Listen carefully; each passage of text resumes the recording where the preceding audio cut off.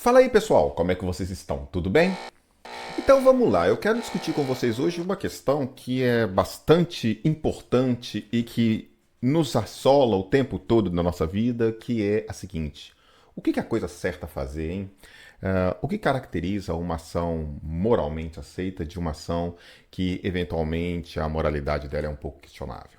Então nós vamos começar aqui uma série falando sobre isso e nós vamos falar hoje sobre uma teoria moral muito importante, muito influenciadora de vários conceitos e vários pensadores que vieram depois dela, que é a teoria moral de Immanuel Kant.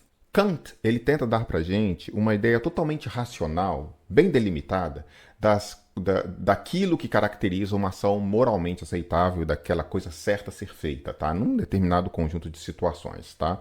Então, o principal ponto apresentado aqui por Kant é tentar dar para gente uma origem racional, descolada um pouco da religião e descolada um pouco da mera liberdade de ação, para tentar nos dar ferramentas para que nós mesmos consigamos avaliar se uma determinada ação, uma determinada máxima que a gente for usar no nosso dia a dia, se constitui em uma ação moral ou não. Bom, então Kant, ele nasceu em 1724, na cidade de Königsberg, né? Que se localizava ali no leste da Prússia, né? Hoje fica a cidade de Kaliningrado, na Rússia, né?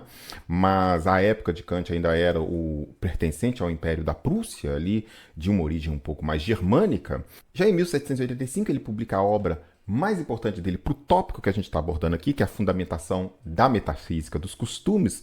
E essa obra ela tem uma particularidade, ela foi publicada num período bastante singular da história, né? Ali logo depois da Revolução Americana e um pouco antes da Revolução Francesa. Então, muitos dos conceitos que Kant apresenta nessa obra seguiram como paradigmas para todas as revoluções posteriores a essa, demarcando ali a primazia dos direitos humanos. Então, Kant foi um dos fundadores, por assim dizer, dos conceitos seminais aí do que a gente tem hoje por direitos humanos, tá? Bom, na sua obra, A Fundamentação da Metafísica dos Costumes, o Kant ele está envolvido, ou o objetivo principal da sua obra é tentar dar a seguinte resposta para a gente. Qual é o princípio supremo da moralidade? O que é liberdade? O que torna uma ação que nós estamos fazendo como sendo uma ação que tenha valor moral ou não? Então a obra vai passar por vários pontos tentando nos dar respostas a essas perguntas. E a obra, basicamente, ela vem como contraponto ao utilitarismo. Falando rapidamente o que é o utilitarismo, né?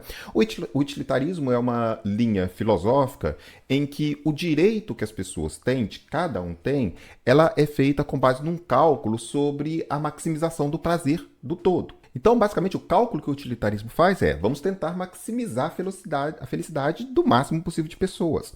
Note que ao maximizar a felicidade do máximo possível de pessoas, não necessariamente nós estamos maximizando a felicidade de todos. Note que o alcançar dessa felicidade da maioria pode vir às custas da infelicidade de alguns. É importante notar que o simples fato de a maioria, por maior que ela seja, concordar com uma determinada coisa, mesmo que convicção, isso não quer dizer que essa coisa seja justa. Então, o que Kant vai tentar apresentar para a gente aqui é que a moralidade ela não pode, não deve ser baseada simplesmente em condições empíricas, momentâneas ou alheias àquilo que nós somos como ser humano. Note que o que Kant tenta buscar para a gente aqui é uma lei moral que ela vai muito além de interesses, vontades, vicissitude, desejos, preferências e tenta buscar fatores que sejam invariáveis e incondicionais para que a gente possa avaliar uma determinada ação como sendo uma ação de valor moral ou não. E aqui Kant ele coloca uma coisa que para a gente é muito importante. Fazer um homem feliz é muito diferente de fazer dele um homem bom. Torná-lo astuto não o torna virtuoso. Ou seja, o que Kant tenta nos dizer aqui é que o simples fato de o homem ser um homem realizado ou ter os seus direitos, as suas vontades, os seus interesses atendidos, não faz dele um ser virtuoso. E, portanto, para Kant, precisa-se buscar algo a mais do que a simples satisfação dos desejos e dos prazeres como uma forma da gente avaliar a virtude das pessoas. E aqui, baseado na sua obra anterior, que como eu disse é uma das mais importantes, né, a Crítica da Razão Pura, o Kant ele busca atingir esse princípio moral, ou esse princípio máximo de moralidade, por meio do exercício unicamente da razão pura. E aí a gente vai ver, ao longo dessa discussão nossa aqui, o que o Kant tinha em mente quando ele está falando desse exercício da razão pura. Para Kant, o que faz um ser humano ser merecedor de respeito não é o fato de sermos donos de nós mesmos. O que nos torna, de fato, seres merecedores de respeito é a nossa capacidade racional de pensar, analisar e tomar decisões, e sermos livres para tomar as decisões baseadas na nossa razão. Obviamente, a gente nem sempre consegue fazer isso, nem sempre as nossas ações são baseadas única e exclusivamente pela nossa razão. Mas o que Kant discute é que nós, como seres humanos, temos essa capacidade. Somos diferentes dos animais. Os animais não conseguem, ou eles não têm a capacidade de agir racionalmente sobre as questões que estão postas para eles. Na maior parte das vezes, eles agem como reflexo àquilo que está acontecendo com ele naquele momento. Nós, seres humanos, temos a capacidade de analisar racionalmente os fatos e tomar, com nossa autonomia, determinados caminhos baseados unicamente neste pensamento racional que a gente está montando. Ora, é óbvio que somos seres que às vezes nos entregamos aos nossos prazeres, às nossas vontades, às nossas vicissitudes. A gente quer evitar a dor e quer maximizar o prazer. Então, não significa que nós, como seres humanos, somos perfeitos. Mas o que o Kant coloca pra gente é que nós temos a capacidade racional de analisar essas situações e escolher caminhos que moralmente sejam aceitos, em detrimento a simplesmente nos entregarmos aos nossos prazeres e às nossas vontades. E aqui o primeiro ponto para a gente entender a teoria moral de Kant é discutir o que ele entende por liberdade. Bom, vamos lá. Somos animais. E como todos os animais, a gente busca a satisfação dos nossos desejos e do nosso prazer. Só que para Kant, agir livremente não significa fazer qualquer coisa. Agir livremente é agir com o que ele chama de autonomia. E aqui vai uma primeira distinção muito importante para a gente entender o raciocínio de Kant. Separar o que é autonomia do que é heteronomia. Autonomia significa agir de acordo com uma lei que a gente impõe a si próprio. Essa lei, ela é alheia às coisas que nos afetam. Note que essa lei é uma lei racional, não é uma lei que dependa das vicissitudes ou das contingências do meio em que a gente está. Já quando a gente age com heteronomia, a gente age de acordo com leis externas a nós. São, por exemplo, quando alguma coisa nos afeta, e isso nos afeta independente da nossa vontade racional ou não. Por exemplo, quando eu estou caindo de um prédio, ou quando eu estou escorregando e estou caindo no chão, o que atua sobre mim é uma lei externa, é a lei de Newton. Tá? Ou seja, ainda que eu racionalmente não queira cair, eu cairei. Por quê? Porque essa ação toma conta do meu corpo e faz, por meio delas, impõe aquele movimento físico que me leva a cair no chão. Note, então, que as leis externas a mim elas são heteronômicas. Elas não partem da minha autonomia racional em decidir aquilo que eu quero fazer. Elas simplesmente atuam sobre mim. E da mesma forma, todas aquelas coisas que nos afetam externamente, os nossos desejos, os nossos apetites, eles atuam sobre nós de uma forma heteronômica, não autônoma, não necessariamente autônoma. Ela só age de uma forma autônoma sobre nós quando nós conseguimos impor uma ação, uma lei criada por nós e impostas pela nossa razão a esses nossos desejos. Então, agir moralmente para Kant não é escolher a melhor forma de se atingir um determinado fim. É decidir racionalmente o que fazer ou o que não fazer, unicamente baseado se essa coisa em si é valorosa ou não. Note que apenas nós humanos conseguimos fazer isso. Os animais não podem. Apenas nós humanos podemos agir com autonomia. Apenas nós humanos podemos criar leis, criar regras morais para nós mesmos que nos impõem o cumprimento dessas regras a despeito de qualquer coisa que possa estar nos impelindo a fazer outra coisa, visando, por exemplo, alcançar um objetivo ou outro, um fim ou outro. Para Kant, agir autonomamente é exatamente o oposto disso. A gente obedece a uma lei que a gente impõe a nós mesmos, que a nossa razão impõe a si própria e que valora as coisas por fazer algo em função de fazer algo, em função do que ele é em si mesmo. Para isso, a gente tem que entender que nós não somos instrumentos dos nossos desígnios externos, das nossas vontades, dos nossos apetites. Não somos escravos dos nossos apetites. A gente pode sim impor leis internas, leis morais, balizando eventualmente os nossos prazeres, as nossas vontades, aquilo que a gente quer fazer e como a gente quer fazer. E aqui vai uma característica muito importante do pensamento moral de Kant. O ser humano, ele é um fim em si mesmo. Nós não podemos usar os seres humanos como meios para atingir determinados fins, porque isso é atingir o respeito e a autonomia que cada um de nós merecemos como seres racionais que somos. E não fazer uso dos seres humanos como meios para se alcançar uma determinada finalidade independe de qual seja esse fim. Ou seja, nós não podemos usar os seres humanos como meios para alcançar qualquer finalidade que seja, por melhor que ela seja, pelo simples fato de, ao fazer isso, nós não estamos tratando o ser humano com respeito em si, o respeito que ele merece por ser ser humano. Ok, mas está muito confusa essa questão do Kant, né? Para ele, qual é então esse tal princípio moral supremo que baliza a moralidade humana? Bom, para entender o que Kant tinha em mente com essa questão do dever de fazer a coisa certa pela coisa certa, a gente tem que analisar 3 dualismos que são muito importantes para entender a ideia dele. A questão de moralidade, de liberdade e de razão. Bom, a questão da moralidade, ela já foi mais ou menos discutida, a gente já conversou sobre ela, que é exatamente essa coisa, esse dualismo entre dever e inclinação. Dever é fazer a coisa certa pela coisa certa, e inclinação é fazer a coisa certa pelo fim, pelo objetivo, o que ao fazer essa coisa certa, isso vai me trazer como resultado. Então a gente tem aqui a diferença entre dever e inclinação, em que dever é o dever de fazer a coisa certa pela coisa certa que ela é, tá? E inclinação de fazer a coisa certa por causa de alguma coisa posterior ou de algum objetivo que eu vou oferir com isso. O segundo ponto a gente também já abordou, que é a questão da liberdade. A liberdade, como a gente viu, se divide em 2 temas, autonomia e heteronomia.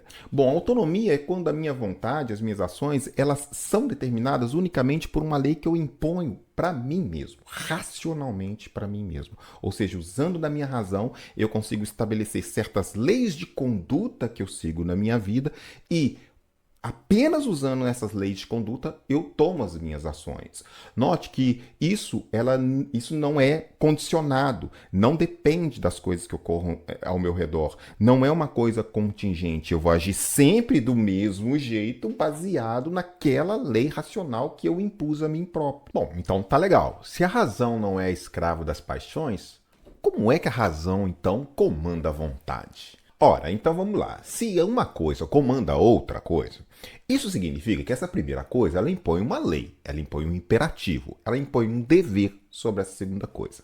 Então, para Kant, o ponto essencial é exatamente estabelecer o que é esse imperativo. E esse imperativo para ele é dividido em 2 etapas. O que Kant chama de imperativo hipotético e o que Kant chama de imperativo categórico. Bom, no imperativo hipotético, a nossa razão ela é meramente instrumental. A nossa razão comanda a nossa vontade, só que ela comanda a nossa vontade de uma forma instrumental para se conseguir algo. Ou seja, se eu desejo alguma coisa, eu faço outra coisa em virtude de atingir esse fim, em virtude de atingir esse objetivo. Se eu quero tomar sorvete, eu vou na sorveteria. Se eu quero ficar famoso, eu crio algo viral e jogo no TikTok. Note, a nossa razão, neste caso, ela está comandando as minhas vontades, mas de uma forma meramente instrumental para alcançar um fim. Note que o imperativo hipotético ele é sempre condicional e sempre contingente. Ele depende dos meios, dos objetivos que a gente quer alcançar, dos fins, das consequências que a gente está visando com as nossas ações. E, portanto, ele é totalmente contingente e depende, obviamente, da situação e depende, obviamente, dos fins que eu quero alcançar. A segunda forma de imperativo discutido por Kant é o imperativo categórico. O imperativo categórico ele é incondicional. Ele não depende da situação, ele não depende das consequências, ele não depende dos fins a se alcançar. O imperativo categórico ele tem que prevalecer em qualquer circunstância, ele tem que valer para todos os casos e para todos os momentos do tempo. E aqui, na hora de colocar o imperativo categórico, o Kant coloca a coisa nos seguintes termos, abre aspas. Ele, o imperativo categórico, não está relacionado com o objetivo da ação e seus supostos resultados, e sim com sua forma e com o princípio do qual ele partiu. E o que há de essencialmente positivo na ação é a disposição mental, quaisquer que sejam as consequências. Somente o imperativo categórico é um imperativo de moralidade. Então, o que Kant coloca para a gente é exatamente esse aspecto incondicional que vale para todas as circunstâncias, que vale para todas as situações, independente do resultado. Isso caracteriza o imperativo categórico e apenas isso caracteriza uma ação como sendo uma ação moral. Ou seja, uma ação moral tem que ser um imperativo categórico. E aqui o Kant vem com uma sacada muito interessante, que é como que a gente pode testar se uma determinada ação que nós estamos fazendo ela tem valor moral ou não. Kant ele preconiza para a gente usar o teste de imperativo categórico desta ação. Ou seja, eu vou usar certos critérios que a gente vai estabelecer na sequência para saber se essa ação que eu estou executando ela é um imperativo categórico ou não. E a primeira formulação que Kant usa para fazer esse teste é: a sua máxima moral ela pode ser universalizada? Ela pode ser usada por qualquer pessoa em qualquer tempo, em qualquer situação? Se sim, essa máxima tem valor moral. Por exemplo, é certo fazer uma promessa sabendo que a gente não pode cumprir essa promessa? Imagina a seguinte situação: tu está precisando de grana e você não tem como pedir empréstimo e pagar esse empréstimo, tá? Então você faz uma falsa promessa para aquela pessoa que está te prestando dinheiro. Você pede dinheiro emprestado para ela, usando da promessa que depois de um tempo você vai devolver esse dinheiro para ela, mas você a priori já sabe que não tem como cumprir essa promessa sua. Ou seja, pedir algo ou fazer uma promessa, sabendo que você não pode cumprir essa promessa, é uma ação moral? Será que ela passa pelo critério de uma máxima moral que pode ser universalizada? Bom, então a gente vai ter que fazer esse teste para saber se essa ação ela pode ser um imperativo categórico ou não. E para Kant, obviamente, essa ação não pode ser uma ação moral. Fazer uma promessa sabendo que você não pode cumpri-la não tem valor moral nenhum. E para mostrar isso, Kant estabelece ali uma sequência lógica exatamente para mostrar que vai haver uma contradição.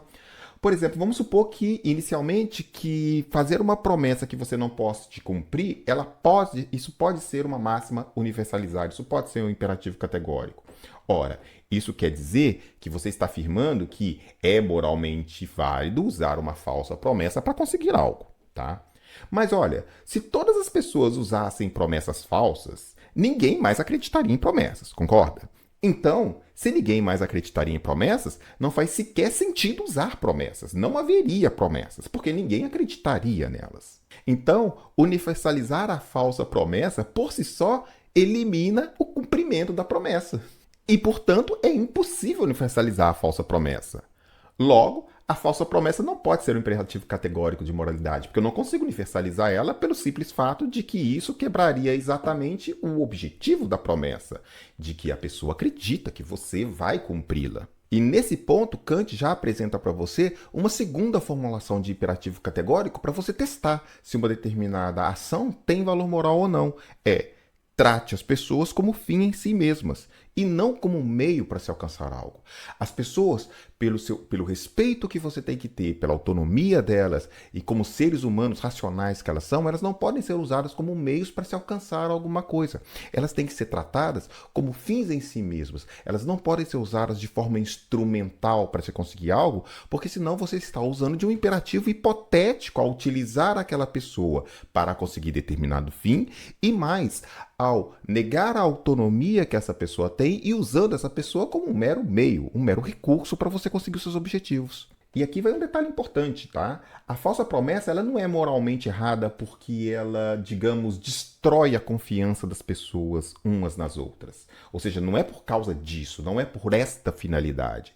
Ela é errada porque ao fazê-la a gente está priorizando as nossas necessidades em detrimento das necessidades dos outros, dos interesses das outras pessoas. Ou seja, você sabe que vai causar um dano a outras pessoas para se dar bem nessa situação. E, portanto, uma ação não pode estar balizada simplesmente naquilo que me interessa e nas circunstâncias que são melhores para mim, em detrimento dos interesses das circunstâncias dos outros. É por isso que essa ação não é moralmente aceita, porque eu não consigo universalizar isso de forma a que todos os interesses de todas as pessoas, na sua autonomia e como seres humanos, não seja ferido.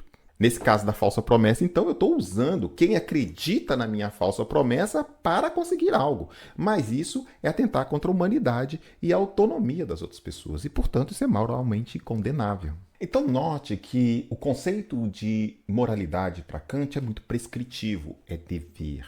É uma lei imperativa que estabelece muito claramente o que você tem ou o que você não pode fazer. Mas é obviamente uma lei tão prescritiva assim pode passar por problemas. Então, às vezes acontece alguns exemplos da nossa vida cotidiana que põem em xeque, ou pelo menos testa de uma maneira um pouco mais incisiva, o conceito de moralidade de Kant. Você quer ver? Bom, vamos lá. Vamos tratar da mentira.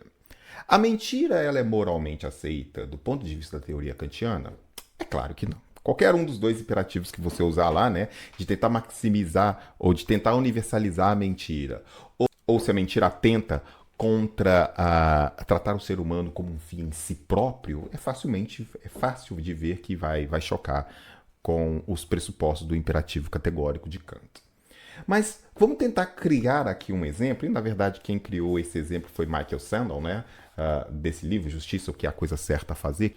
Ele coloca um exemplo muito interessante. Imagina a seguinte cena, que você está na sua casa e de repente uma amiga sua chega desesperada, batendo na porta, querendo entrar, porque tem alguém perseguindo ela e está correndo atrás dela e ela pede acolhida para você. Você abre a porta e esconde a sua amiga. Perfeito.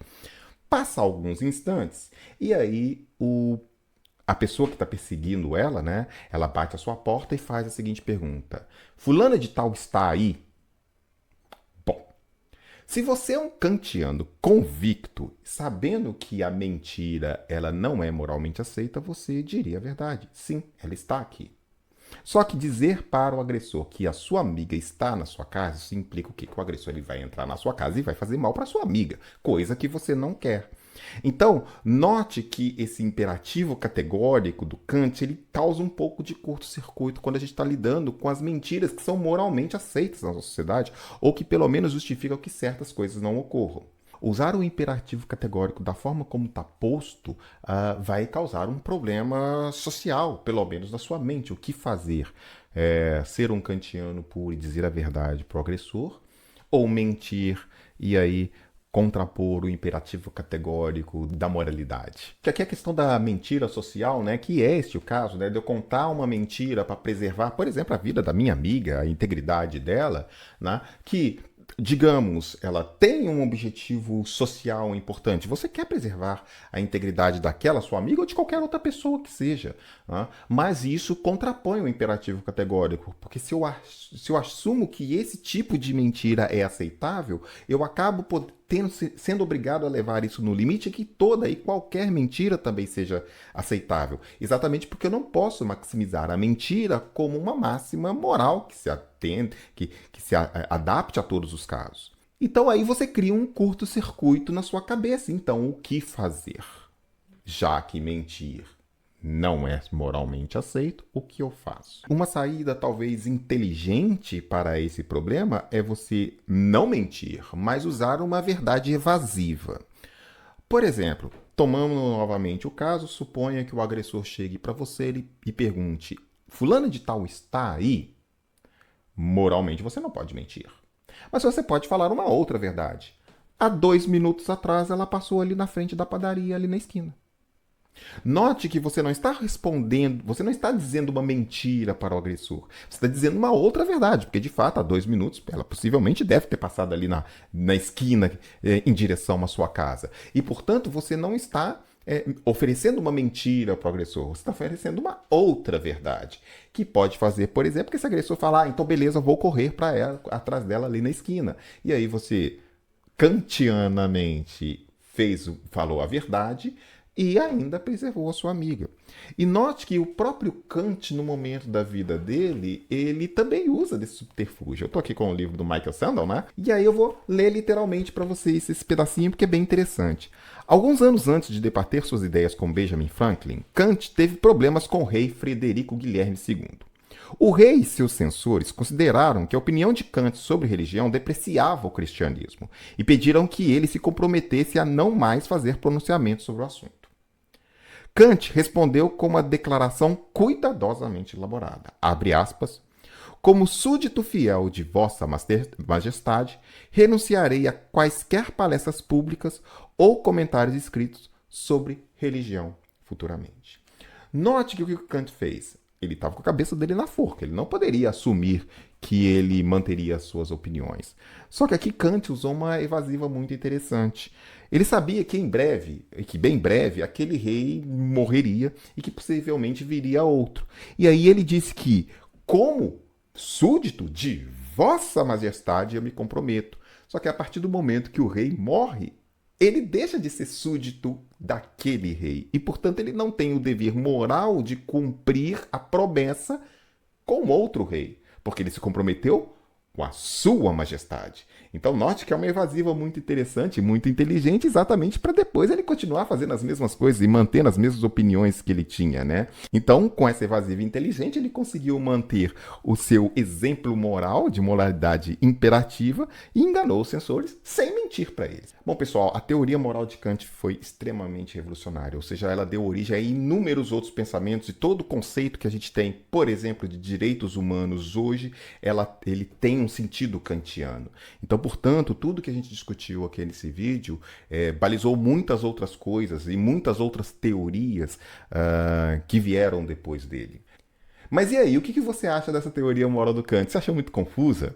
Você acha que dá para usar isso o tempo todo? Você acha que não é prescritiva demais? Será que isso funciona mesmo no nosso dia a dia? Comenta aí para mim, eu estou muito curioso. Se você gostou desse vídeo, dá um joinha pra gente aí. A gente aguarda você num outro momento. Muito obrigado pela atenção e até a próxima. Valeu, tchau, tchau.